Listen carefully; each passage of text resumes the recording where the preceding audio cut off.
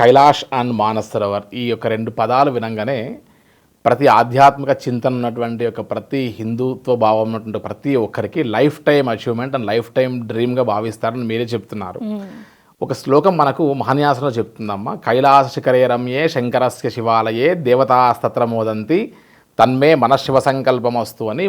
సాక్షాత్తు ముక్కోటి దేవతలు సైతం వారందరూ వారి వారి లోకాలని వదిలేసి ఈ భూ కైలాసానికి వచ్చి జగతఃపితరం వందే పార్వతీ పరమేశ్వరం అనేటువంటి ఈ జగత్తుకు మొత్తం తల్లిదండ్రులు లాంటి కైలాసగిరి పైన ఉన్నటువంటి పార్వతీ పరమేశ్వరుల యొక్క నివాసమై ఆవాసమైనటువంటి కైలాసగిరి చుట్టూ అందరూ పరిక్రమ చేస్తూ ఉంటారంట, ప్రదక్షిణ చేస్తూ ఉంటారట.